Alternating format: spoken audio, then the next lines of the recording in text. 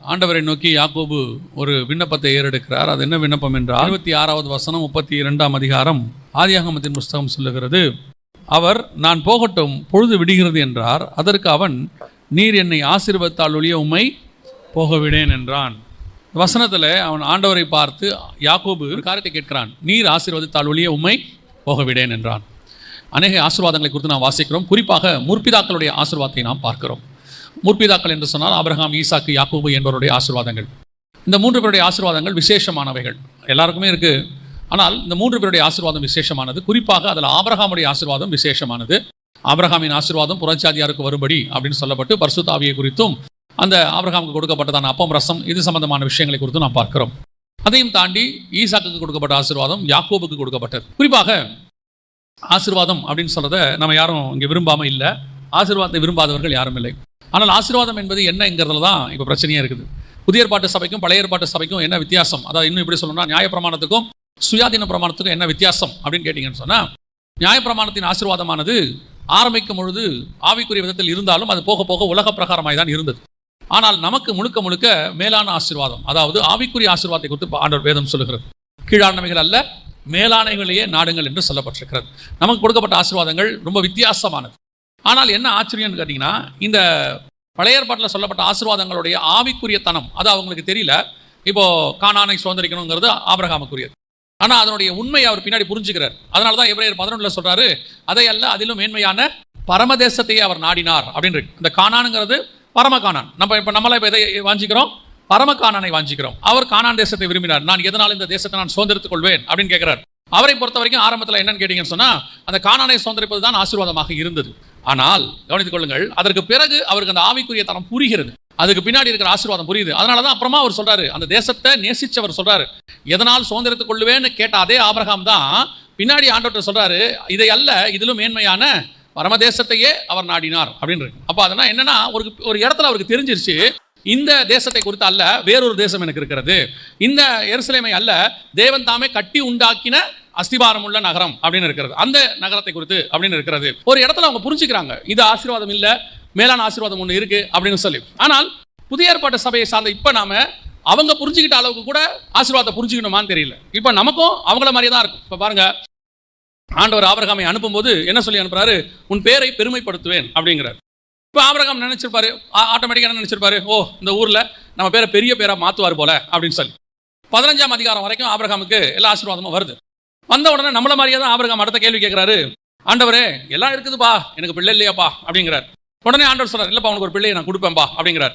அந்த பேரை பெருமைப்படுத்துவேன்னு அவர் சொன்னது பூமியில இல்லை, அது பூமியிலையும் இருக்கு. அது அதாவது எப்படின்னா, கர்த்தர் சொன்னதுடைய அர்த்தம் வேற. ஆபிரகாமுடைய பேரை எங்க பெருமைப்படுத்துவாருன்னு. அடுத்து உனக்கு பிள்ளை கொடுப்பேன் ஆண்டவர் சொன்னது ஏதோ உலக பிரகாரமாக ஆபிரகாமுடைய சொத்தை கவனிச்சுக்கிறதுக்கு இல்லை, அந்த பிள்ளையின் வழியாக கிறிஸ்து வர வேண்டும், அதனுடைய ஆசீர்வாதம். தேவனுடைய வியூ வேற ஆசீர்வாதத்தில். இப்போ நாம எப்படி ஆரம்பத்தில் ஆபிரகாம் உலக வியூவாகவே பார்த்துக்கிட்டு இருக்கிறார். அப்புறம் ஒரு இடத்துல அவர் புரிஞ்சுக்கிறார், இல்லை இதெல்லாம் இல்லை, ஆசீர்வாதம் என்பது உண்மையானது வேற அப்படிங்கிறத அவர் புரிஞ்சுக்கிறார். அதே மாதிரி தான். ஆனால் இப்போ என்னன்னா, அவங்க புரிஞ்சுக்கிட்டாங்க.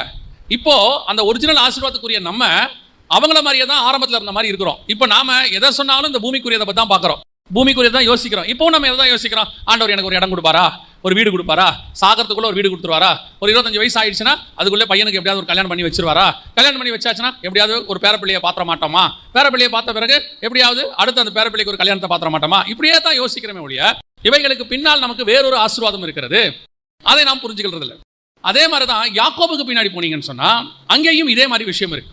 யாக்கோபு கொஞ்சம் விசேஷம், அவர் ஆசீர்வாதத்தை விரும்புகிறவர். ஆனால் ஒரு இடத்துல அந்த ஆசீர்வாதத்தை பெற்றுக்கிட்டே வரும்போது அவருக்கு ஒவ்வொரு ஆசீர்வாதத்துக்கும் இருக்கிற வித்தியாசம் தெரியுது. முதலாவது ஆசீர்வாதத்தை அவர் எங்கே கேட்கிறாரு பாருங்க, வாசிங்க. ஆதியாகமத்தின் புத்தகம் 25ஆம் அதிகாரம் 31வது வசனம் வாசிங்க. அப்பொழுது யாக்கோபு, உன் சேஷ்ட புத்திர பாகத்தை இன்று எனக்கு விற்று போடு என்றான். அண்ணன் என்ன செய்யறான்னா, பசியில் இருக்கிறான். அண்ணன் ரொம்ப பசியில் நிற்கிறான், உயிர் போகிற நிலைமையில் அவனுக்கு பசி. அண்ணங்காரன் சொல்கிறான், என் ஜீவன் போது இப்போ எனக்கு எதுக்கு அப்படின்னு சொல்கிறான். அப்பொழுது ஏசா என்ன சொல்கிறான்னா, நான் சாக போகிறேனே, இந்த சேஷ்டபுத்திர பாகம் எனக்கு என்னத்துக்கு என்றான். அது ஏசாவுடைய பிரச்சனை, அது அப்படியே ஒரு பக்கம் இருக்கட்டும். ஆனால் யாக்கோபுக்கு இந்த ஏசாவுடைய சேஷ்டபுத்திர பாகம் அதன் மேலே ஒரு ஆசை இருந்துக்கிட்டே இருக்குது. அதை அவன் பார்க்குறான். ஏன்னா சேஷ்டபுத்திர பாகம்னா என்னென்னா, ஆங்கிலத்தில் ஃபர்ஸ்ட் பார்ன் அப்படின்னு சொல்லுவாங்க. எபிரேய மொழியில் இந்த ஃபர்ஸ்ட் பார்னுக்கு எபிரேய வாழ்க்கையில் அதாவது யூதர்கள் இஸ்ரவேலர்கள் மத்தியில் ஃபர்ஸ்ட் பார்னுக்கு நமக்கு புரியும்படி சொல்லணும்னா 2 மடங்கு எல்லாத்துலையும் கொடுப்பாங்க. இப்போ நீங்கள் பார்த்தீங்கன்னு சொன்னால் தாய்க்கு தலைப்பிள்ளைம்பாங்க, நம்ம ஊர்லலாம் சொல்லுவாங்க இல்லையா. எதை வச்சாலும் பார்த்தீங்கன்னா ஒரு இது எக்ஸ்ட்ராவாக கொடுப்பாங்க. அந்த மூத்த பிள்ளைக்கு ஒரு பெரிய ஆசீர்வாதம் எப்பவும் உண்டு. என்னதான் ஸ்ட்ராங்காக இருந்தாலும் சின்ன பையனாக கூட தான் வீட்டில் இருக்கிறவன்லாம் அவனை என்ன பண்ணிகிட்டே இருப்பான், நம்ம மட்டம் தட்டிகிட்டே இருப்பான், வேலை வாங்கிட்டே இருப்பான். அண்ணன் சொல்கிறேன் போடாம்பா. இந்த அண்ணங்காரங்கன்றவங்களுக்கு பாடுற ஆட்டம் இருக்குல்ல, அந்த தம்பியை போட்டு பண்ணுற சேட்டை, அது ஒரு பக்கம் இருக்குன்னு வச்சுக்கோங்களேன். இந்த மூத்த பிள்ளைனாலே ஒரு பெரிய, அதுவும் இந்த முதல் குழந்தை பிறந்துச்சுன்னா அந்த வீடே அவனை கொண்டாடி அவனை நல்லா வளர்த்துக்கிட்டே வருவாங்க. நிறைய நேரத்தில் பாருங்கள், ரெண்டாவது பையன் பிறந்துச்சுன்னா அந்த முதல் பையன் போகிற ட்ரெஸ்ஸையே இவன்கிட்ட கொடுத்துருவாங்க. இவனுக்கு புதுசாக எடுக்க மாட்டாங்க. அண்ணன் ட்ரெஸ் சின்னதாக போச்சு, நீ போட்டுக்காம்பாங்க. பாதி நாள் அவன் ட்ரெஸ்ஸை போட்டு தான் இவன் வளருவான். அது அக்கா தங்கச்சி இருந்தாலும் அப்படி தான். பாதி நாள் அக்கா போகிற ட்ரெஸ்ஸை தான் தங்கச்சி போடும். ஆனால் அக்காவுக்கு புதுசாக எடுப்பாங்க. எப்பயாவது பர்த்டேக்கு தான் நமக்கு புது ட்ரெஸ் எடுத்து கொடுப்பாங்க. கேட்டால் சொல்லுவாங்க, அக்கா ட்ரெஸ்ஸு வீணாக போகுது, அண்ணன் ட்ரெஸ்ஸு வீணாக போகுது. பல நேரத்தில் பார்த்தீங்கன்னு சொன்னால் அந்த ரெண்டாவது பையனுக்கு ஆசீர்வாதங்கிறது எப்பவுமே இப்படி ஷேர் பண்ணி தான் வரும். இதை யாக்கோபு பார்த்துக்கிட்டே இருக்கான். அதுலேயும் அப்பாவுக்கு வந்து அண்ணன்னா ரொம்ப இஷ்டம். யார்? ஈசாக்கு யார் மேலே இஷ்டம்? ஏசானா ரொம்ப இஷ்டம். பார்த்துக்கிட்டே இருக்கான். எதை கொடுத்தாலும் 2 கொடுக்குறாங்க, எதை கொடுத்தாலும் டபுள் போர்ஷன் போயிட்டே இருக்குது. அது மட்டும் இல்லாமல், இது ஒன்றும் விஷயம் இல்லை, அது மட்டும் இல்லாமல் அதுக்கப்புறம் ஈசாக்குடைய சந்ததி ஏசா வழியாக தான் வரணும், முதல் பையன்றதுனால. இதெல்லாம் அவன் பார்த்துக்கிட்டே இருக்கான். ஒரு நாள் ஒரு சான்ஸ் கிடைக்குது. அண்ணன் வந்து கூழ் கேட்குறான், ஏதோ ஒன்று பசிக்குது அப்படின்னு ஒன்று. நம்மளா தான் என்ன பண்ணுவோம்? கொடுக்க மாட்டேன்போம், இல்லைனா கொடுப்போம், ரெண்டாவது சொல்லுவோம். ஆனால் அவன் என்ன கேட்குறான்? சரி ஓகே நான் தரேன், உன் சேஷ்டபுத்திர பாகத்தை எனக்கு கொடு. அப்போ அந்த சேஷ்டபுத்திர பாகத்தில் மேலே அவனுக்கு என்ன இருக்குது? ஒரு பெரிய ஆசை இருக்கிறது. சரி இது வந்துடுச்சுன்னா இனிமேட்டு டபுள் ஃபோல்டு வரும். அப்பா ஒத்துக்கிறாரா இல்லையாங்கிறது வேற விஷயம். ஆனால் அவனுக்கு அது மேலே என்ன இருக்குது? ஒரு ஆசை. அந்த ஆசீர்வாதம் எனக்கு, தலைப்பிள்ளைக்குரிய ஆசீர்வாதம் எனக்கு வர வேண்டும் அப்படிங்கிறதான ஒரு ஆசீர்வாதம் இருக்கு. இந்த வசனத்தை படிச்சுட்டே இருக்கும்போது எனக்கு சமீப காலமாக கர்த்தர் வேதத்தை வாசிக்கும் போது ஒரு காரியத்தை சொல்லி கொடுக்குறாரு. என்னன்னா உணர்த்துறார். என்னன்னா, வேதத்தை வெறும் நீ கதையா சரித்திரமா படிச்சுன்னா அது புக்கு. அதுக்கு பின்னாடி என்னுடைய திட்டம் ஒன்று இருக்கும். அதை நீ தெரிஞ்சுக்கிட்டாதான் அது பைபிள். மற்ற புக்குகளுக்கும் வேதத்துக்கும் என்ன வித்தியாசம்னா, எத்தனையோ சரித்திர புக் இருக்குது, அதெல்லாம் படித்தா அதில் சரித்திரம் மட்டும்தான் கிடைக்கும். அதுக்கு பின்னாடி எந்த திட்டமும் இருக்காது. எழுதினவர் சும்மா எழுதியிருப்பார். ஆனால் பைபிள் மட்டும் சரித்திர புத்தகம் மாதிரியும் இருக்கும். ஆனால் அதுக்கு பின்னாடி தேவனுடைய திட்டம் ஒன்று மறைபொருளாக இருக்கும். அந்த மறைபொருளை எப்பொழுது நீ புரிந்து கொள்கிறாயோ அப்போதான் அது பரிசுத்த வேதகமாக உனக்கு மாறும். இல்லைனா அது ஹிஸ்ட்ரி புக்கு மாதிரியே தான் நீ படிச்சுக்கிட்டு இருப்ப அப்படின்னு.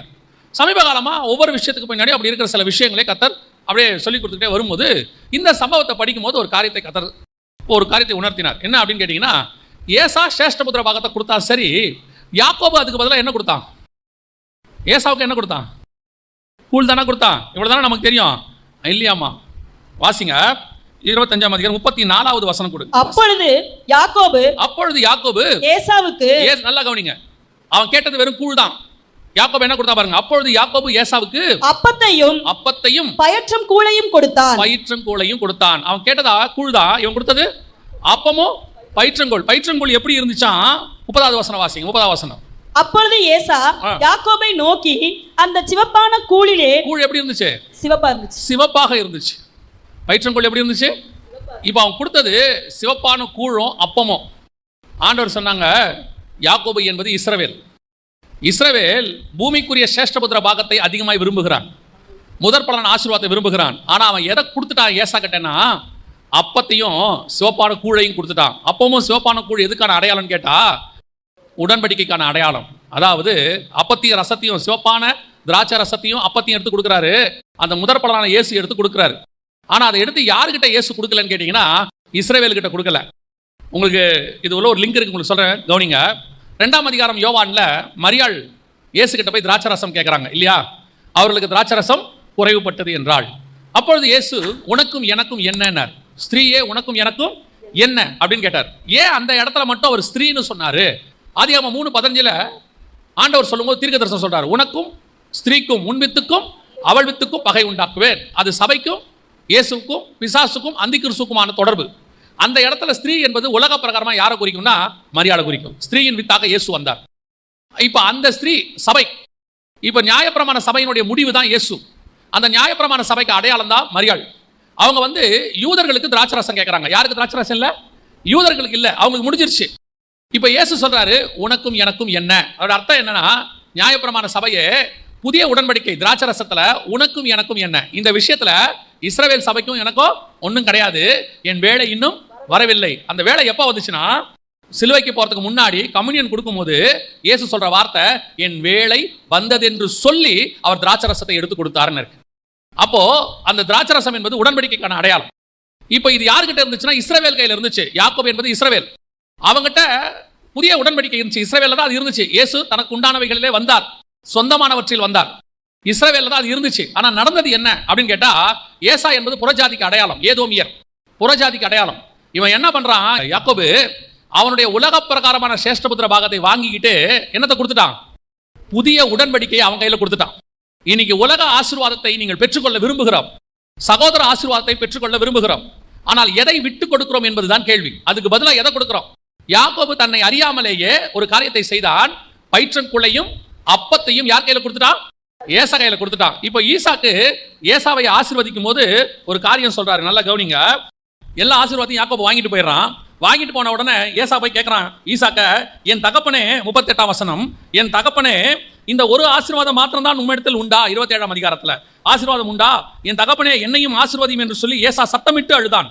அப்பொழுது ஈசாக்கு சொல்ற ஒரு வார்த்தை பாருங்க, நீ உன் பட்டயத்தினாலே பிழைத்து, 40ஆவது வசனம், உன் சகோதரனை சேவிப்பாய், நீ மேற்கொள்ளும் காலம் வரும்போதோ உன் கழுத்தில் இருக்கிற அவனுடைய நுகத்தடியை முறித்து போடுவாய் என்றான். இது எதுக்கான அடையாளம் கேட்டீங்கன்னா, இந்த யாக்கோபு எல்லாத்தையும் வாங்கிட்டான் சேஷ்டபுத்திர பாகத்தை. இப்போ இவன் 2வது பையன் ஆயிட்டான். அவனுக்கு இவன் சேவிக்கிற இடத்துக்கு வந்துட்டான். ஆனா ஈசாக்கு ஒரு வார்த்தையை சொல்றாரு, உன் காலம் வரும்போதோ நீ மேற்கொள்ளுவாய். அது எதுக்கான அடையாளம் தெரியுமா? இயேசு கிறிஸ்து வந்து இஸ்ரவேல்ல இருந்த கம்யூனியன் அப்பத்தையும் ரசத்தையும் உடன்படிக்கையை எடுத்து புறஜாதியார் கையில கொடுக்க சொல்லி அப்போஸ்தலர் கையில கொடுத்தார். அதனாலதான் அந்த கம்யூனியனை பத்தி யாருக்கு எழுதுறாரு பவுல்னா, கொரிந்தியருக்கு எழுதுறாரு. புதிய ஏற்பாடு 11ஆம் அதிகாரம் உங்களுக்கு தெரியும். புறஜாதியாருக்கு உங்களுக்கு ஒப்புவித்ததை, அதனால புறஜாதியாருக்கு ஒப்புவித்ததை கர்த்தரிடத்தில் பெற்றுக்கொண்டேன். அப்பமும் ரசமும் புறஜாதியார் கையில வர வேண்டியது. அது எங்க அதுக்கான அடையாளம் பைபிள்ல இருக்குதுன்னா, இஸ்ரவேலாகிய யாக்கோபு கையில் இருந்து ஏசாவாகிய புறஜாதி கையில அது போய் சேர்ந்து விட்டது. ஆனா அதுக்கு புறஜாதியார் எதை விட்டுட்டாங்க? ஏசா எதை விட்டுட்டான்? சேஷ்டபுத்திர பாகத்தை விட்டு கொடுத்தான். உலக பிரகாரமான சேஷ்டபுத்திர பாகம் போயிடுச்சு.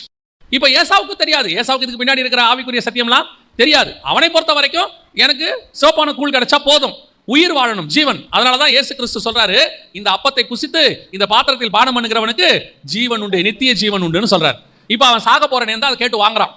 என்ன ஆசீர்வாதம்? இன்னைக்கு உலக பிரகாரமான ஆசீர்வாதத்தை கான்சென்ட்ரேட் பண்ணதான யாக்கோப், இஸ்ரவேல் எதை விட்டு விட்டான் என்று சொன்னால், தன்னை அறியாமலேயே தனக்கு வைக்கப்பட்டிருந்ததான ஒரு மிகப்பெரிய உடன்படிக்கையை கொடுத்து விட்டார். இன்னைக்கு நாமும் பல நேரங்களில் அப்படிப்பட்ட ஆசீர்வாதத்தை தான் விரும்புகிறோம். உலக பிரகாரமான சேஷ்டபுத்திர பாகம், உலக பிரகாரமான முதன்மையான ஸ்தானம், உலகத்தில் உள்ளதான ஆசீர்வாதம்.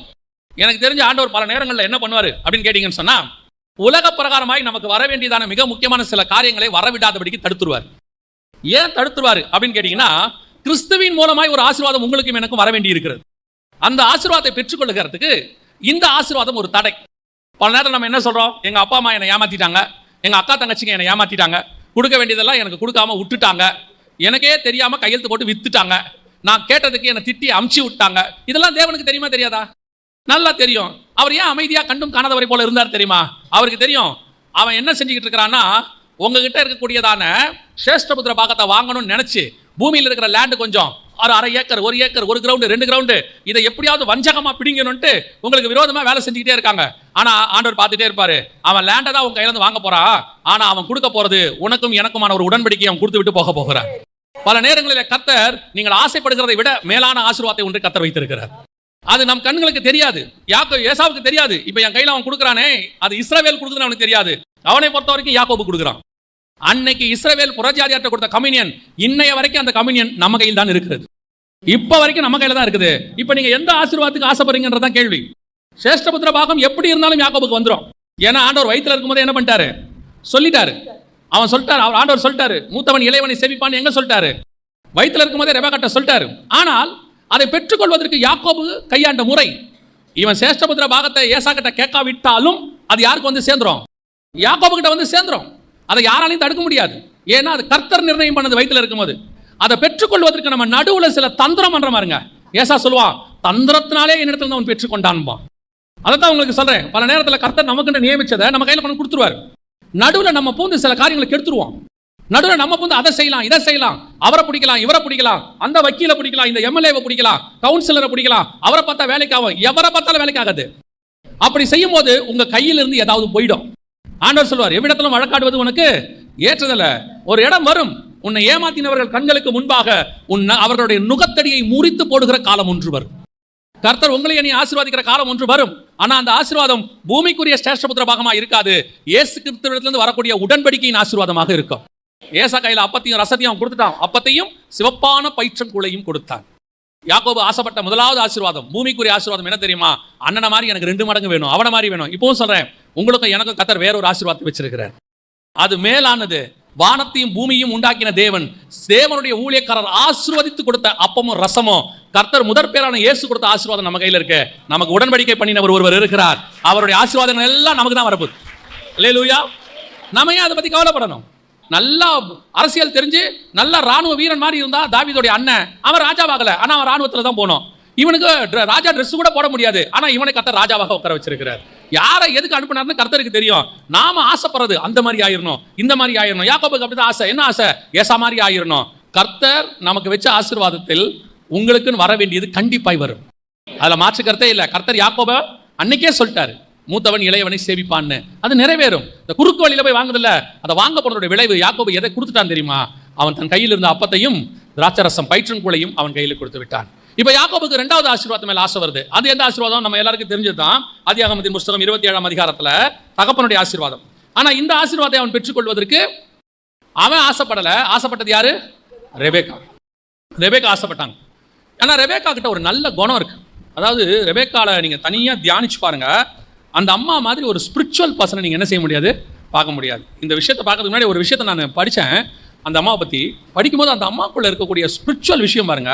இந்த வசனத்தில் வாசிங்களேன், 27:41 வாசிங்களேன். யாக்கோபை தன் தகப்பன் ஆசீர்வதித்ததின் நிமித்தம் ஏசா யாக்கோபை பகைத்து, என் தகப்பனுக்காக துக்கிக்கும் நாட்கள் சீக்கிரமாய் வரும், அப்பொழுது என் சகோதரனாகிய யாக்கோபை கொன்று போடுவேன் என்று ஏசா தன் இருதயத்திலே சொல்லிக் கொண்டான். அடுத்த வசனம்.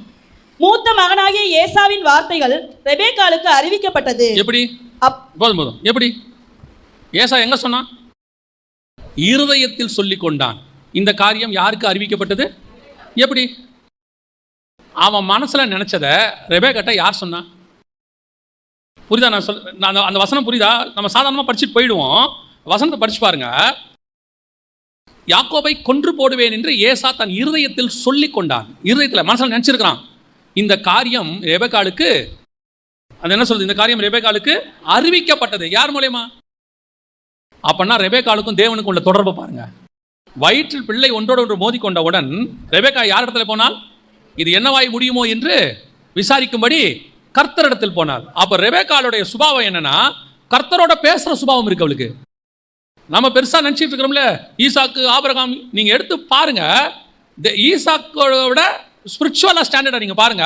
ரெபெக்காளுக்கு தேவனோடு கூட இருக்கிற தொடர்பு அதிகமாக இருக்கும். ஆபிரகாமில் இருந்த ஆசீர்வாதம் சாராள் கிட்ட போயிடும். யாக்கோபுக்கு தெரியாத விஷயம் லேயாளுக்கு தெரியும். முற்பிதாக்களுடைய மனைவிகள் இருக்கிறாங்கல்ல, இவங்க 3 பேர்ல இருக்கிறதுல பெஸ்ட் யாருன்னா ரெபெக்காள் தான்.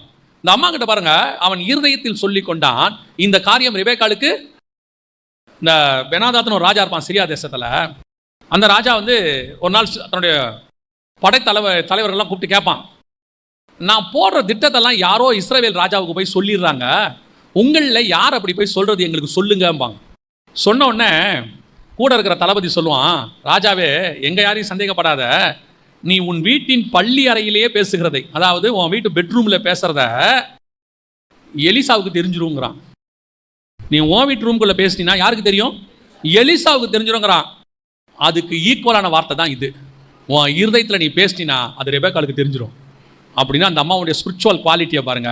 அதனால தான் அந்த அம்மா சொல்லுது, யாரை கூப்பிட்டு? யாக்கோபை கூப்பிட்டு, ஆசீர்வாதம் யாருக்கு போகுது? ஏசாவுக்கு போகுது. அது ஏசாவுக்கு போகக்கூடாது. ஏன் போடக்கூடாது? என் வயிற்றுல இருக்கும்போதே ஆண்டவர் சொல்லிட்டாரு. என்ன சொல்லிட்டாரு? மூத்தவன் இளையவனை சேவிப்பான்னு சொல்லிட்டாரு. ஆசீர்வாதம் உனக்கு தான் வரும், நீ போய் வாங்கிக்கோ அப்படின்னு சொல்லிட்டாங்க. இப்போ யாக்கோபுக்கு மனசுல பயம் இருக்கு. என்ன பயம் இருக்கு? அப்பா ஆசீர்வதிச்சா ஆசீர்வாதம், அப்ப சபிச்சா சாபம் தானே. ஆசீர்வதிச்சிட்டாருன்னா பரவாயில்ல, சபிச்சிட்டாருன்னா?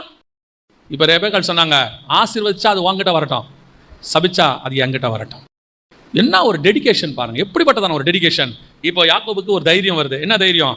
ஆசீர்வாதம் வந்தா தோத்துறோம், சாபம் வந்தா அந்த மாதிரி தானே போகுது.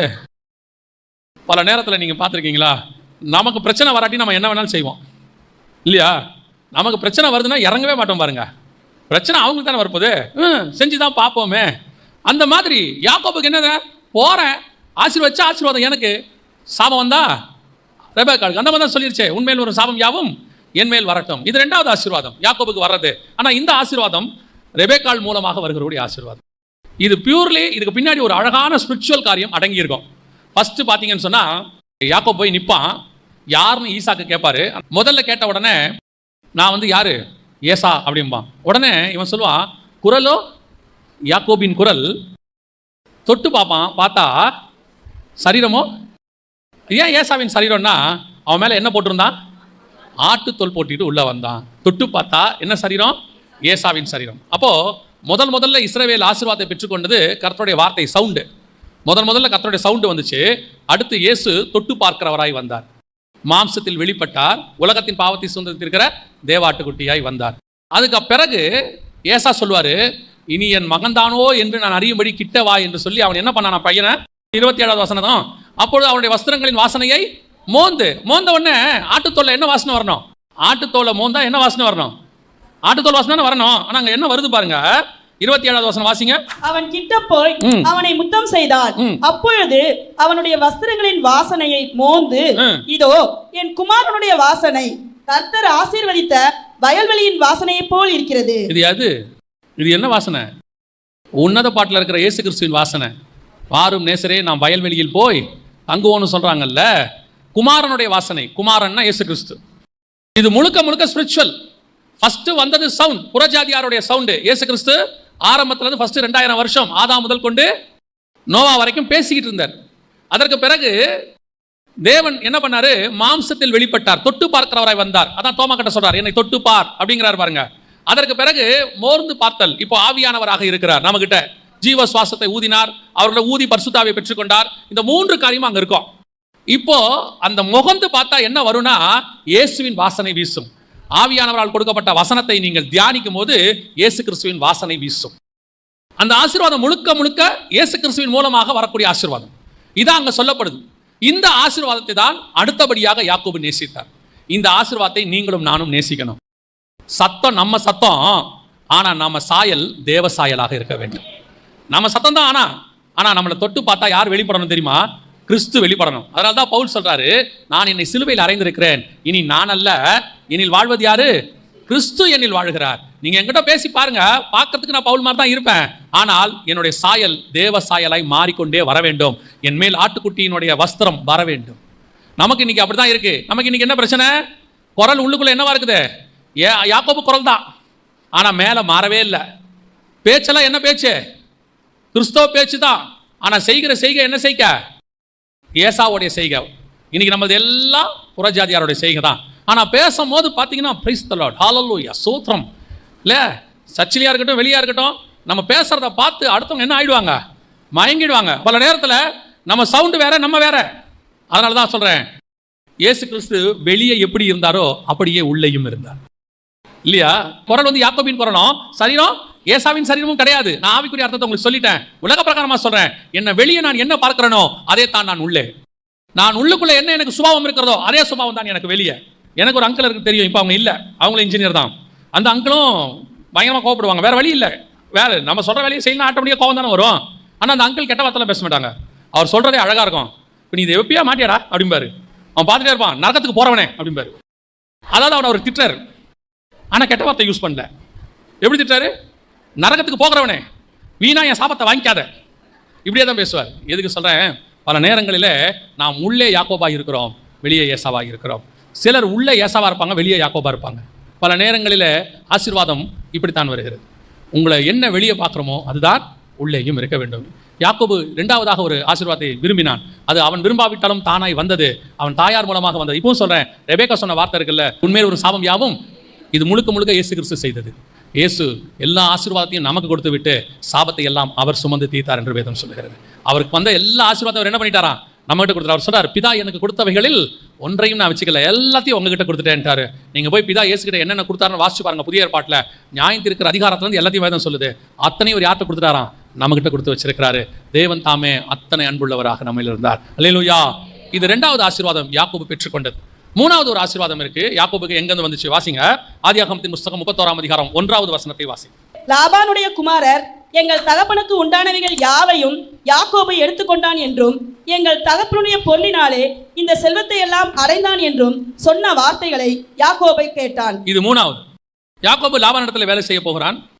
ஆனா 3வது ஆசீர்வாதம் எங்கிருந்து வருகிறது, லாபானின் புத்திரர் சொல்றாங்க, என் தகப்பனுடைய எல்லாம் யார் எடுத்துக்கொண்டா, ஆனால் அப்படி அவன் எடுக்கவில்லை. அவன் வேலை செஞ்சிருக்கிறான். 20 வருஷம் என்ன பண்ணியிருக்கிறான்? வேலை பண்ணியிருக்கிறான். வேலை பண்ணது மாத்திரமல்ல, அவனுக்கு உண்டானது மட்டும்தான் கிடைச்சிச்சு. அவனுக்கு உண்டானது மட்டும்தான் அவனுக்கு கிடைச்சிச்சு. அவன் என்ன கூலி வேலை செய்தானோ அதை கர்த்தர் அவனுக்கு தந்தார். என்ன லாபானுக்கு கொடுத்ததை விட கர்த்தர் இவனுக்கு அதிகமாக கொடுத்தார். அதை பார்க்கும்போது லாபானுக்கு என்ன தோணுது? நம்மளது எல்லாம் இவன் என்ன பண்ணிட்டான்?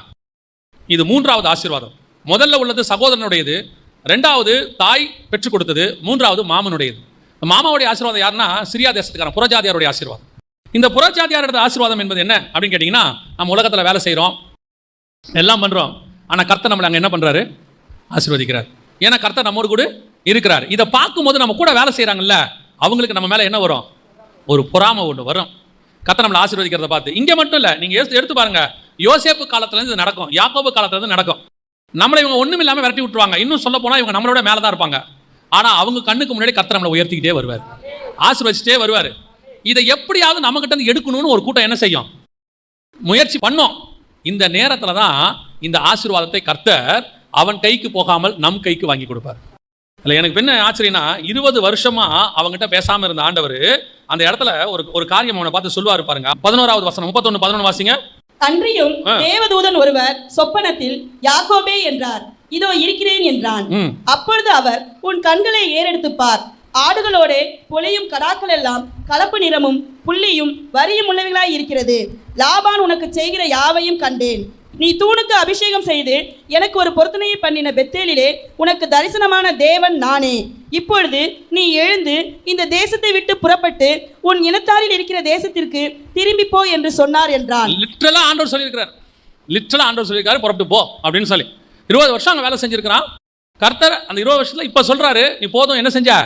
வேலை செஞ்சது போதும், புறப்பட்டு போ. ஆனா இங்க நல்லா கவனிச்சு பாருங்க, இந்த இடத்துல சொல்லப்பட்டது எல்லாமே உன்னை சுத்தி லாபான் செய்கிற எல்லாத்தையும் நான் என்ன பண்ணியிருக்கிறேன்? பார்த்துக்கிட்டே இருக்கிறேன். நீ வேலை செய்கிற இடத்துல நம்ம புறஜாதியார்ட்ட இருக்கும்போது நாம உண்மை உள்ளவர்களாக தான் இருக்கிறோம். ஆனால் நம்மை சுத்தி அவர்கள் செய்கிற காரியங்களை யார் பார்த்துக்கிட்டே இருக்கிறார்? தேவன் பார்த்துக்கிட்டே இருக்கிறார். கூட வேலை செய்கிறவங்க, மேல் அதிகாரி, நம்ம கூட இருக்கிற பக்கத்தில் இருக்கிற டேபிளில் இருக்கிறவங்க, இவங்க எல்லாம் நமக்கு செய்கிறத கர்த்தர் பார்த்துக்கிட்டே தான் இருக்கிறார். இன்னும் சொல்கிறேன், ஆவிக்குரிய வாழ்க்கையிலையா இருக்கட்டும், ஊழியத்தின் பாதையிலையா இருக்கட்டும், நீங்கள் உண்மையாக தான் இருந்திருப்பீங்க. ஆனால் உங்கள் மேலே ஒரு பொறாமை ஒன்று வரும். ஏன் அந்த பொறாமை வருது தெரியுமா? கர்த்தரே உங்களை ஆசீர்வதிக்கிறதுனால தான் அந்த பொறாமை வருது. இந்த பொறாமைக்கு காரணமே யாருன்னு பார்த்தீங்கன்னா, அவன் பொறாமைப்படுறதுக்கு யாருன்னு பார்த்தீங்கன்னா, கர்த்தர் நம்மளை ஆசீர்வதிச்ச ஆசீர்வாதம். அது ஏன் ஆசீர்வதிக்கிறான்னு தெரியாது. கர்த்தர் நம்ம கூட இருக்கிறாரு. நம்மளை ஆசீர்வதிக்கிற ஆசீர்வாதத்தை பார்க்கும்போது நம்ம ஒன்றும் அதுக்கு தகுதியானவங்களும் கிடையாது. ஆனால் அவரோட திட்டம் நம்ம மேலே இருக்குது. அவன்லாம் கேட்பான், உனக்கு மட்டும் எப்படி திடீர்னு ப்ரொமோஷன் வருது? உனக்கு மட்டும் ஏன் இன்க்ரிமெண்ட் வருது? உன்னை மட்டும் ஏன் அவர் திட்டவே மாற்றாரு? உன்னை மட்டும் ஏன் சாஃப்டா நடத்துறாங்க? வசனம் சொல்லும், யோசேப்புக்கு அவன் கண்களில் கிருபை கிடைத்தது. என்ன செய்ய முடியும்? நம்மளை பார்த்தா அவங்களுக்கு ஆத்திரம், நம்மளை பார்த்தோன்னா கோபம். உடனே என்ன பண்ணுவாங்க? உன்னை அது பண்றேன், இது பண்றேன். ஆண்டவர் சொல்றாரு, உன்னை லாபான் பண்றதை நான் பார்த்துக்கிட்டே தான் இருக்கிறேன், நான் பார்க்காமலாம் இல்லை. சில நேரத்தில் நமக்கே தோணும் தெரியுமா, ஏன் இந்த ஆள் நம்மளை இவ்வளோ டார்ச்சர் பண்றான், கர்த்தர் பார்க்கறாரா இல்லையா? ஆண்டவர் சொல்றாரு, நான் பார்த்துட்டு தான் இருக்கேன். என்ன பண்றீங்க ஆண்டவரே? அவன் டார்ச்சர் பண்ண உன்னை உயர்த்திட்டே இருக்கிறேன். ஏன் ஆண்டவர் அவன் இன்னும் டார்ச்சர் ஆகட்டும், இன்னும் பொறாமப்படட்டும்? நீங்க யோசிச்சு பாருங்க, சவுல் டென்ஷன் ஆக ஆக தாவீதை உயர்த்திக்கிட்டே இருப்பாரு. ஏன்னா உயர்த்திட்டே இருக்காங்க. தானியேலுக்கு விரோதமா இவனுக்கு கிரியை செய்ய செய்ய தானியேலை மேல தூக்கிக்கிட்டே இருப்பாரு. ஏன்னா அவன் மேல போயிட்டே இருக்கிறான். அதுக்கு தான் நான் எப்பவும் சொல்வேன், நம்மகிட்ட ஒரு சுபாவம் இருக்கு. என்ன தெரியுமா? நம்மளை யாராவது எதிர்த்தாங்கன்னு வச்சுக்கோங்க, உடனே நம்ம ஜெபம், அந்த ஆள் இருக்கக்கூடாது, அவனை ரிமூவ் பண்ணிடுங்க. அந்த ஆளை எங்கேயா நம்ம உடனே அவனை தூக்கணும்னு நினைக்கிறோம்ல, ஆண்டவர்ல அவனை தூக்கக்கூடாதும்பாரு. என்ன பண்ணும்? அவன் அங்கேயே தான் இருக்கணும். என்ன, அவன் கண்ணுக்கு முன்னாடி மேலே போயிட்டே இருக்கணும். அவன் டென்ஷன் ஆகிறத நான் பார்க்கணும். ஆண்டவர் சொல்றார், லாபான் உனக்கு செய்கிறதை நான் பார்க்கிறேன், கடைசியா அவன் நடக்கும். ஆண்டவர் சொல்றார், சரி போதும், புறப்பட்டு போ. ஏன் இதுக்கு மேல இவன் கூட இருக்கிறத அவனுக்கு பயந்து போல, உன்னை ஆசீர்வதிக்கிற காலம் வந்துருச்சு, அடுத்த ஆசீர்வாதத்துக்கு நீ போகணும். எங்க போனோம்? பெத்தேலுக்கு போனோம். அங்க போனா தான் உன்னை வச்சு அடுத்த காரியம் செய்ய முடியும். நீ புறப்பட வேண்டிய காலம் வந்தது, புறப்பட்டு போ. ஏன் இத்தனை நாள் நீ இருந்தது போதும். ஆண்டவர் உனக்கு சொன்ன காரியங்கள் எல்லாம் கொண்டு செய்கிறார், உன்னை ஆசீர்வதிக்கிறார். உனக்கு விரோதமாக உருவாக்கின ஒரு கண்களுக்கு முன்பாக ஜீவனோடு கூட வைத்தார். உன்னை ஒழிப்பேன்னு சொன்ன கண்ணுக்கு முன்னாடி இன்னும் வச்சாரு. பலருக்கு என்ன, உன்னை மாத்திரன்னு சொன்னவங்களுக்கு முன்னாடி அவனை மாத்திட்டார் ஆண்டவர். உன்னை இந்த இடத்தோட தூக்குறேன்ற பாரு, அவனை தூக்கி இருப்பாரு.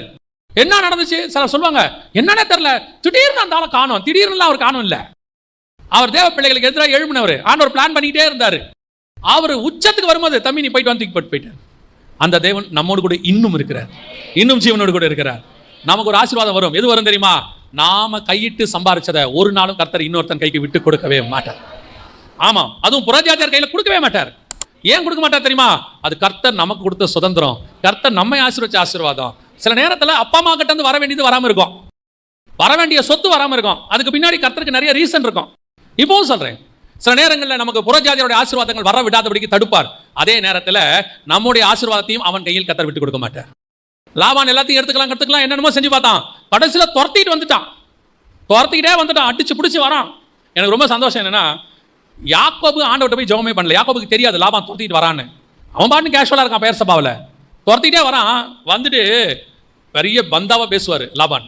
உன்னை என்ன வேணாலும் பண்ணுறதுக்கு எனக்கு என்ன இருக்குது, அதிகமாக இருக்காது, அவர் அடிச்சு வெட்டி போட்டுருவேன் நான். நேற்று நைட்டு ஆண்டவர் என்கிட்ட பேசிட்டார், உன்னை ஒன்றும் செய்யக்கூடாதுன்ட்டார். அதனால் நான் உன்னை ஒன்றும் செய்யலை கூட. காரணம், துரத்துனது லாபான், காப்பாற்றினது கர்த்தர். கர்த்தரை தாண்டி யார் என்னை நம்மளை என்ன செய்ய முடியும்? யார் எதுவும் செய்ய முடியாது. அவன் சொல்லுவான், சொல்லுவாங்க உன்னை இல்லாமல் பண்ணிடுவேன், அப்படி பண்ணிடுவேன், இப்படி பண்ணிடுவேன், உன்னை நடுத்தரில் நிறுத்தி காட்டுறேன் பாரு. ஒன்றும் பண்ண முடியாது. இப்பவும் சொல்றேன், ஒன்றும் பண்ண முடியாது. காரணம் என்ன தெரியுமா? அவனுக்கும் நமக்கும் நடுவில் தேவனாகிய கர்த்தர் ஒருத்தர் நியாயம் இருக்கிறவர் இருக்கிறார், வழக்காடுகிறவர் இருக்கிறார். அவரை தாண்டி நம்ம கிட்ட வரவே முடியாது. எங்க வர? நம்ம ஒன்றும் பலசாலிலாம் கிடையாது. நான் சொல்லுவேன், பைபிளை நான் பார்த்ததுலேயே அதிக பயந்த சுபாவம் யாரு, பயந்தாங்கொள்ளி யாருன்னு கேட்டீங்கன்னா யாக்கோபு தான். பயந்துகிட்டே இருப்பான். ஏசா கிட்ட சேஷ்டபுத்திர பாகத்தை வாங்கிட்டான், ஆனா பயம். அப்பா கிட்ட ஆசீர்வாதத்தை வாங்கிட்டான், பயம். ஊரை விட்டே ஓடிட்டான். அங்க போனா லாபானுக்கிட்ட பயம், இங்க போனா சிமியோனும் லேவியும் ஒருத்தனை கொலை பண்ணிடுவாங்க, அங்க பயம். அவன் வாழ்நாளெல்லாம் பயம். ஆனா ஒண்ணு, அவ்வளவு பயந்தாலும் அவன் தலை முட்டிய கூட எவனையும் தொட விட மாட்டார் கர்த்தர். நடுவில் நின்று வழக்காடுவார். நீங்களும் நானும் அப்படித்தான். நம்மளை பார்க்கறதுக்கு அப்படி தெரியாது, பந்தாவே தெரியும். தெரியுமா உங்களுக்கு? இந்த எலியா இருக்காமல, பயங்கர பந்தா ஆளு. கர்த்தருக்கு முன்பாக நிற்கிற நான், சூரியனை இறக்குற எல்லாம் ஏசபேல் ஒன்று சொன்னவனு ஊரு விட்டு ஓடிட்டான் பாருங்க. நாளைக்கு இந்நேரம் உன் தலை இருக்காதுன்னு ஒன்று இதை எலியா கேள்விப்பட்ட உடனே வனாந்தரத்துக்கு ஒரு நாள் பிரயாணம் போய் சூரிய செடிக்கையில் படுத்து, போதுங்க தாவே நான் சாகிறேன். ஆனால் ஆண்டவர் சொல்றாரு, பயப்படவே பயப்படாதே யாக்கோபு என்னும் சிறு மந்தையே, பயப்படாதே, வானத்தையும் பூமியும் உண்டாக்கின தேவன் நம்மோடு கூட இருக்கிறார். அவரை தாண்டி யாரும் எதுவும் நம்மளை எதுவுமே செய்ய முடியாது. உன்னை சிங்கக்கபில போறவனா இருந்தாலும் ராஜாவை நைட்டு தூங்கிட மாட்டாரு. தானியல் படுத்து தூங்கிட்டான், ராஜா தூங்கல. காலைல வந்து கேட்கிறாரு, தானியலே தேவன் உன்னை விடுவிக்க வல்லமை உள்ளவராக இருந்தாரா? அதெல்லாம் நல்லபடியாக தான் இருக்கிறேன், கவலைப்படாதன்றான் இவன். அவனை ராஜா தூங்கல. பல நேரத்தில் நமக்கு விரோதமாக எழும்புறவனோட தூக்கத்தை ஆண்டவர் தூக்கிடுவார். நமக்கோ நல்ல நிம்மதியான நித்திரையை கர்த்தர் கட்டளையிடுவார். அல்லேலூயா. ஒரு புறஜாதியாரும் உங்கள் ஆசீர்வாதத்தை எடுக்கும்படி கர்த்தர் அனுமதி கொடுக்கவே மாட்டார். ஒரு வேலை யாராவது எடுத்துட்டு போனாலும் கவலைப்படாதிருங்கள், அதை 2 மடங்காக 10 மடங்காக திருப்பி தர கர்த்தர் வல்லமை உள்ளவராக இருக்கிறார். நம்முடைய ஆண்டவர் சர்வ வல்லமை உள்ள தேவன். அல்லேலூயா. கடைசியாக ஆரம்பத்தில் வாசிச்ச வசனம் திருப்பி வாசிங்க, முடிக்கலாம். ஆதியாகமத்தின் புஸ்தகம் 32ஆம் அதிகாரம் 26வது வசனம். அவர் நான் போகட்டும், பொழுது விடுகிறது என்றார். அதற்கு அவன், நீர் என்னை ஆசீர்வதித்தால் ஒழிய உம்மை போக விடேன் என்றார். இதான் யாக்கோபு கேட்ட கடைசி ஆசீர்வாதம். ஃபர்ஸ்ட் அண்ணனுடைய சேஷ்டபுத்திர பாகத்தை ஆசைப்பட்டான். அடுத்து அப்பா கிட்ட இருந்து ஆசீர்வாதம் வந்துச்சு. அடுத்து மாமா கிட்ட இருந்து புறஜாதியார் இருந்து ஆசீர்வாதம் வந்துச்சு. இதெல்லாம் வந்தது உண்மை. சரி, இவ்வளோ ஆசீர்வாதம் இருக்குது, எல்லாம் இருக்குது, ஓகே ரைட்டு பரவாயில்ல அப்படின்னு நினைச்சா, இப்போ யாக்கோபு நினைக்கிறான், எங்க அண்ணன் கிட்ட இருந்து வந்த ஆசீர்வாதம் இல்லை, எங்க அப்பா கொடுத்த ஆசீர்வாதம் என் கண்ணுக்கு முன்னாடி இப்போ தெரியல, எங்க மாமா கிட்ட இருந்து புறஜாதியார் இருந்த ஆசீர்வாதம் கண்ணுக்கு முன்னாடி இருக்கு, ஆனா நாளைக்கு காலையில் இதெல்லாம் இருக்குமான்னு தெரியாது. ஏசா வந்துகிட்டு இருக்கிறான். இந்த எந்த ஆசீர்வாதமும் எனக்கு உண்மையான ஆசீர்வாதம் கிடையாது. ஆண்டவரே நீங்க ஆசீர்வதிச்சிருங்க. அவனுக்கு ஒன்று மட்டும் நல்லா தெரியும், கர்த்தர் ஆசீர்வதிச்சவனை மனுஷனால் ஒண்ணுமே செய்ய முடியாது, நீங்க மட்டும் என்ன ஆசீர்வதிச்சுட்டு போயிருங்கன்னு கேட்கிறேன். யாக்கோபுடைய சேஷ்டபுத்திர பாகம் இருக்கு, இப்போ அதை எடுக்கிறதுக்கு ஒருத்தன் வந்துகிட்டு இருக்கான். எங்க அப்பாவுடைய ஆசீர்வாதம் வந்துச்சு, நான் தந்திரமா வாங்கிட்டேன்னு கோபக்காரன் ஒருத்தன் வந்துகிட்டு இருக்கான். எங்க மாமாவுடைய ஆசீர்வாதம் வந்துச்சு, அதையுமே நீங்க தான் காப்பாற்றி கொடுத்தீங்க. ஆனா இது எல்லாமே உண்மையான ஆசீர்வாதமானு எனக்கு தெரியாது. ஆனா எனக்கு ஒரு ஆசீர்வாதம் தெரியும். என்ன தெரியும் தெரியுமா? நீங்கள் ஆசீர்வதித்தால் ஒழிய உம்மை நான் போக விடேன். ஒரு விஷயம் மட்டும் நல்லா தெரிஞ்சுக்கொள்ளுங்க, கர்த்தர் ஆசீர்வதித்த உங்களையும் என்னையும் இந்த உலகத்தில் இருக்கிற எவனும் சபிக்க முடியாது, அழிக்க முடியாது, எதுவுமே செய்ய முடியாது. எனக்கு பைபிளில் ரொம்ப பிடிச்ச ஒரு விஷயம் என்னன்னா, நோவா குடிவரி தெரிஞ்சு எழுந்திருப்பாரு இல்லையா? எழுந்திரிச்ச உடனே தன்னுடைய இளைய குமாரன் தனக்கு செய்ததை அறிந்து, நோவா வெறி தெளிந்து எழுந்து தன் இளையகுமாரன் தனக்கு செய்ததை அறிந்து, செய்தது யாரு? இளையகுமாரன். யார் செஞ்சது? இளையகுமாரன் பேர் என்ன? சேம், காம், யாபேத்து தான். காம் தான் செஞ்சது. இந்த வேலையை செஞ்சது யாரு? காம். அவ யாரை சபிக்கணும்? காம தானே சபிக்கணும். ஆனா நோவா காம சபிக்க மாட்டாரு. நோவா என்ன சொல்றாரு? தன் இளையகுமாரன் தனக்கு செய்ததை அறிந்து, யார் சபிக்கப்பட்டவன்? ஏன் காம சபிக்காம கானானை சபிச்சாரு? கானான் யாருன்னா காமுடைய பையன். அதாவது நோவா பையன் செஞ்சதுக்கு பையனை சபிக்காம யாரை சபிச்சாரு? பேரனை சபிச்சிட்டாரு. ஏன் பேரனை சபிக்கிறாரு பையனை சபிக்காமன்னு கேட்டீங்கன்னா, 9ஆம் அதிகாரம் 1வது வசனத்துல கர்த்தர் நோவாவையும் அவன் குமாரரையும் ஆசீர்வதித்து, அப்படின்னா நோவாவுக்கு நல்லா தெரியுது, இப்ப நான் என்னத்தான் என் இளைய குமாரன் சபிச்சாலும் அந்த சாபம் என்ன செய்யாது? அவன் மேல நிக்காது. ஏன் நிக்காதுன்னா கர்த்தர் அவனை ஆசீர்வதிச்சிட்டார். சரி, இவனை விட்டுருவான். இவனுக்கு அடுத்து யாரு சேஷ்ட புத்திரபாகம்? அவன் பையன் கானான், அவனை சபிச்சிருவான். அந்த ஆசீர்வாதத்தை அவ்வளவு வல்லமை இருக்குமானால், கர்த்தர் ஆசீர்வதித்தவனை நோவால சபிக்க முடியாதானால், கர்த்தர் ஆசீர்வதித்த உங்களையும் என்னையும் இந்த பூமியில் இருக்கிற எந்த மனுஷனும் சபிக்கவே முடியாது. அத்தனையும் நம்ம மேலோட ஆசீர்வாதம் தான். அத்தனையும் ஆசீர்வாதம் தான். எப்படி வர ஆசீர்வாதம் பாருங்க. ஆனா இந்த ஆசீர்வாதம் அவனுக்கு சும்மா வரல தெரியுமா? அந்த இடத்துல ஆண்டவர் ஒரு அழகா ஒரு கேள்வி கேட்பாரு. வாசிங்க. இப்ப 26 அவன் கேட்கறான், நீர் என்னை ஆசீர்வதித்தால் இல்லையா உம்மை போக விடு. அடுத்தது அவர் உன் பேர் என்ன என்று கேட்டார். ஏன் இவருக்கு தெரியாதா? தெரியும், இவருக்கு தெரியும்ல. இவன் என்ன சொன்னான்? யாக்கோபு என்றான். இந்த இடத்துல அர்த்தம் புரியுதா உங்களுக்கு ஏதாவது? ஆக்சுவலா யாக்கோபு ஆசீர்வாதத்தை ஈசா கிட்ட இருந்து வாங்கும்போது இதே கேள்வியை ஈசாக்கு கேட்பான், மகனே நீ யார் அப்படின்னு கேட்பான். இதே யாக்கோபு சொன்னா நான் ஏசான்னு சொன்னான். இவன் தானே சொன்னான். இப்போ திருப்பி தகப்பன் கேட்குறாரு, பரம தகப்பன் கேட்குறாரு, அவன் பேர் என்னான்னு கேட்குறாரு. ஏன் நீ முன்னாடி பேரை மாற்றி சொல்லி ஆசீர்வாதத்தை வாங்கிட்டு வந்த, இப்போ உன் பேர் என்ன? இப்போ சொல்கிறான், நான் யாக்கோபு, இப்போ நான் உன்னை ஆசீர்வதிக்கிறேங்கிறார்.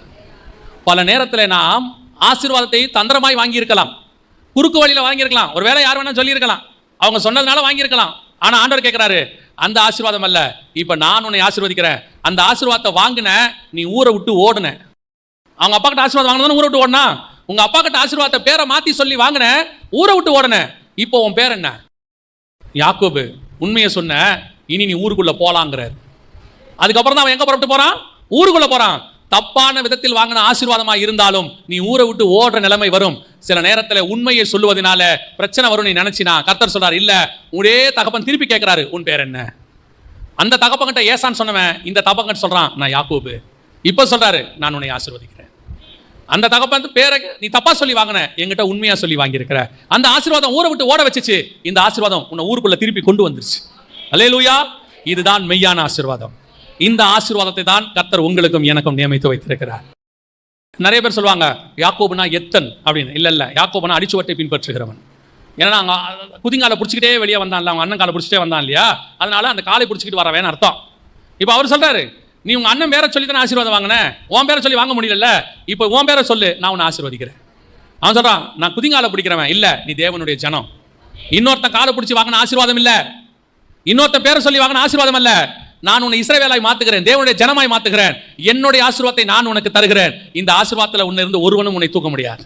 இப்ப யோசிச்சு பாருங்க, இஸ்ரவேலை ஆசீர்வதிக்கிறவர் உறங்குவதும் இல்லை, தூங்குவதும் இல்லை. இஸ்ரவேலை காக்கிறவர் உறங்குவதும் இல்லை, தூங்குவதும் இல்லை. இஸ்ரவேலின் தேவன் ஆகிய கர்த்தர் உங்களையும் என்னையும் ஆசீர்வதிக்க வல்லமை உள்ளவராய் இருக்கிறார். பல நேரங்களிலே நாம் எது ஆசீர்வாதம் தெரியாம இருக்கிறோம். யாக்கோபுக்கு எது ஆசீர்வாதம் தெரியல. அண்ணனுடைய சேஷ்டபுத்திர பாகத்தை ஆசீர்வாதம் நினைச்சான், அதனால பகை வந்துருச்சு, அதனால கம்யூனியன் கையை விட்டு போயிடுச்சு. அம்மா சொன்னாங்கன்னு போய் அப்பா கிட்ட பேரை மாத்தி சொல்லி பொய் சொல்லி ஆசீர்வாதம் வாங்கினா, அது பொய் சொல்லி வாங்கின ஆசீர்வாதம். என்ன சொன்னாலும் அந்த ஆசீர்வாதம் அப்பா கிட்ட சொன்ன போய். இப்ப இந்த அப்பா கேட்கிறாரு, உண்மையை சொல்லு, உன் பேர் என்ன? அவங்ககிட்ட நீ ஏசான்ட்ட, ஓகே ரைட், இப்ப சொல்லு உன் பேர் என்ன? நான் யாக்கோபு தான். இன்னைக்கு நான் உன்னை ஆசீர்வதிக்கிறேன். உன் பெயர் இனி இஸ்ரவேல் எனப்படுவதாக. இனி நீ ஏசாவும் இல்ல, யாக்கோபும் இல்ல, இனி தேவனுடைய ஜனம். தேவ ஜனத்துக்குரிய எல்லா ஆசீர்வாதமும் உனக்கு வந்து சேரும். எப்படியாவது குறுக்கோளில வாங்கிடலாம், அவரை பிடிச்சி வாங்கிடலாம். ஆண்டவர் சொல்றாரு, உண்மையை சொல்லு, நீ உண்மையை சொல்ல, உன் பேர் என்ன? நான் யாக்கோபு, இன்று முதல் நான் உன்னை ஆசீர்வதிப்பேன். ஆசீர்வாதம் உனக்கு வரும். ஆண்டவரே சர்டிஃபிகேட்டுக்கு வரம்போடு, ஆண்டவரே ரேஷன் கார்டு அதுக்கு வரம்போடு, ஆண்டவரே கம்யூனிட்டி சர்டிஃபிகேட் அதுக்கு வரம்போய். அப்புறம் எப்படி தான் ஆசீர்வாதம் வரும்? பரத்திலிருந்து வரும். சர்வ வல்லமை உள்ள தேவன் உங்களுக்கு ஒரு சீட்டு கொடுக்கிறான்னா அதை தடுக்க யாராலையும் முடியாது. நமக்கு தான் பல நேரங்களில் அறிவு பொத்துக்கிட்டு வேலை செய்யும். அப்படியே மேலே ஆட்டுத்தோலை போத்திக்கிட்டு. எப்படியும் யாக்கோபு வந்து நேராக யாக்கோபு மாதிரி பேசியிருக்க மாட்டான், கொஞ்சமாவது ஏசா மாதிரி பேச ட்ரை பண்ணியிருப்பான். இப்போ நம்ம அப்படி தானே செய்வோம். குரல் மாற்றி இந்த ஃபோன் எல்லாம் சிலர் பாருங்களேன், குரல் மாற்றி பேசுற மாதிரி பேசுவோம், பேசும்போதே தெரியும் நமக்கு அவன் தான் பேசுறாரு. அப்புறம் கேட்போம், நீ தானே கண்டுபிடிச்சிட்டீங்களா அப்படின்னு. அதான் தெரிஞ்ச பேசும்போதே நமக்கு. அந்த மாதிரி தான் யாக்கோபு பேசும்போதே அவருக்கு தெரிஞ்சு போச்சு இது யார் தான்ட்டு.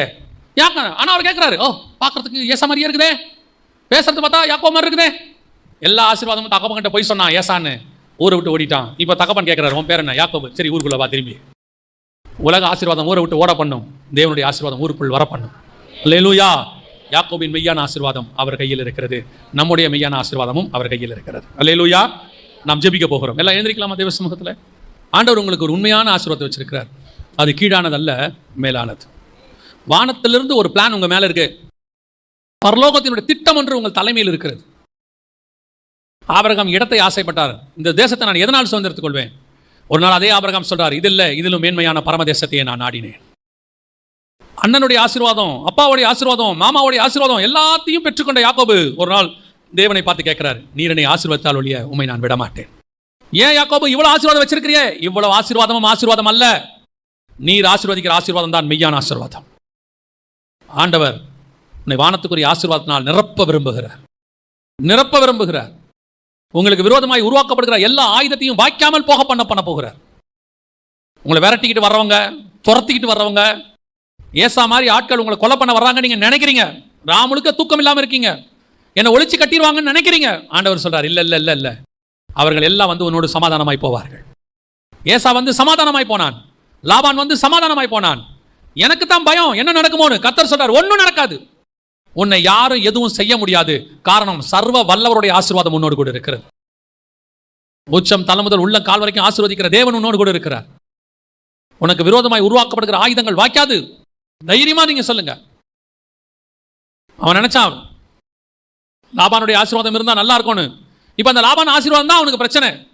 ஏசா வரானே, இதெல்லாம் கொண்டு போட்டுருவானோ, வெட்டிடுவானோ, ஆத்துக்கு அந்த பக்கம் கொஞ்சம், ஆத்துக்கு இந்த பக்கம் கொஞ்சம் மாத்தி நிக்க வைக்கிறான். ஏசாவுக்கு அந்த ஆசீர்வாதத்தை கொஞ்சம் கொடுத்து அனுப்புறான். முன்னாடி அனுப்புங்க, ஏசாவை கூல் பண்ணுங்க. எவ்வளோ காரியத்தை செஞ்சு பார்க்கறான். ஆனா அவனுக்கு ஒண்ணு தெரியல, ஒண்ணுமே நீ தரல. ஆனா லாபானை சமாதானமாய் தேவன் போக பண்ணினார். நீ ஒன்றும் கொடுத்தாலும் கொடுக்காவிட்டாலும் உன்னை சமாதானமாய் போக பண்ணுகிற ஆண்டவர் ஒருவர் இருக்கிறார். உனக்கு பிரச்சனை வராதபடி அவர் பத்திரமாய் பாதுகாத்துக் கொள்வார். அவர் உங்க கூட இருக்கிற வரைக்கும் ஒரு கவலையும் நமக்கு கிடையாது. நம்மோடு கூட இருந்து அவர் வழக்காடுகிறவர், நமக்காக யுத்தம் பண்ணுகிறவர், நமக்காக பரிந்து பேசுகிறவர், வேணுமென்றால் நமக்காக அவரே சாபத்தை சுமக்கிறவர். அப்படிப்பட்ட ஒரு தேவன் நம்மோடு கூட இருக்கிறார். ஒப்பு கொடுப்போமா தேவ சமூகத்தில்? ஆண்டவரே, இந்த உலகத்தில் இருக்கிற எல்லா ஆசீர்வாதத்தை விட உங்ககிட்ட இருக்கிற மேலான ஆசீர்வாதம் தான் எங்களுக்கு தேவை. ஆண்டவரே, அப்பா அம்மா மாமனார் மாமியார் மூலமா வர ஆசீர்வாதத்தை விட எனக்கு உங்க மூலமா வர ஆசீர்வாதம் தான் மேலான ஆசீர்வாதம். ஒப்பு கொடுப்போமா?